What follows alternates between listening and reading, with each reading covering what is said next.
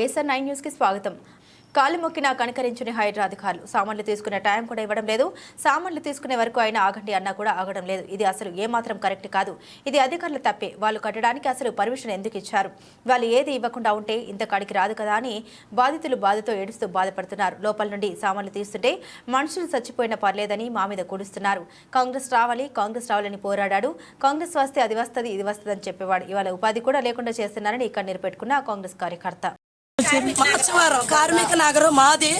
మా కోడలు పుట్టిల్లు రాజరాజేశ్వరపేట.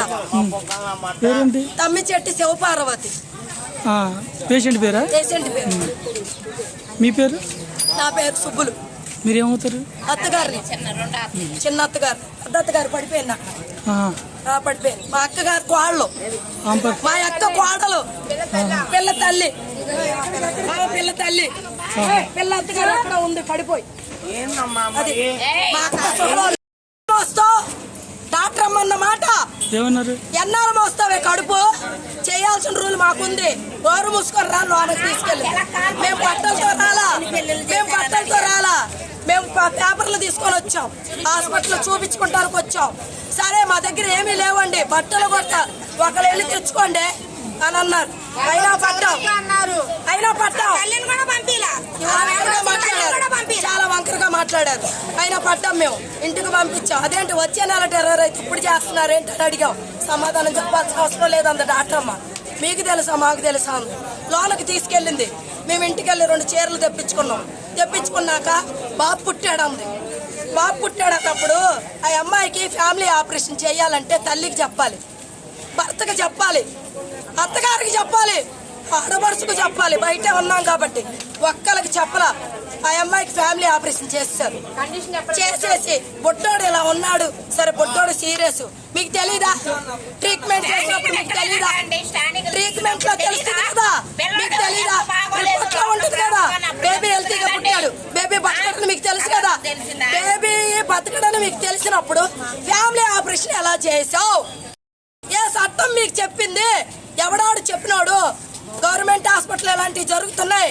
ఈ మాకే కాదు చాలా మందికి అన్యాయాలు జరుగుతున్నాయి. ప్రభుత్వం మారినా కూడా ఈ గుంటలు మారట్లా, ఈ డాక్టర్లు మారట్లా, ఈ హాస్పిటల్ ఏది మారట్లా. కానీ ఒకటే మాకు న్యాయం కావాలి. డాక్టర్లు మంచి వాళ్ళు కాదు. డాక్టర్ల వల్ల మేము దెబ్బతిన్నాం. లేబర్ కట్టించారు అంటున్నారు. కానీ లేబర్ కాదు. మగ పిల్లాడు పుడితే 1000, ఆడపిల్ల పుడితే 500.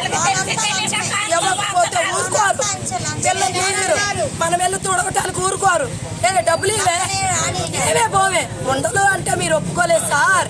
మమ్మల్ని ఏవే వేసే లంచాన్ని కూడా పిలుస్తారు. మొగులు కాడ పడుకున్నప్పుడు తెలియదే ఇంత పిల్లకి. ఎన్ని ప్రభుత్వాలు మారినా ఆడవాళ్ళకి న్యాయం జరగట్లా. జగన్ ప్రభుత్వంలో ఇలాగే ఉంది. చంద్రబాబు గారి ప్రభుత్వం కూడా ఇలాగే నడుస్తుంది. బాబు చంద్రబాబు గారు ఎక్కడున్నారండి? పవన్ కళ్యాణ్ గారు నేనున్నా, జనసేన నేనున్నా. ఆడదానికి న్యాయం, ఆడపిల్లకి న్యాయం. పుట్టిన పిల్లలు చంపేశారండి. పుట్టిన పిల్లలు చంపేశారు సార్. మీరు రావాలి. పసిగుడ్డు చంపేశారు.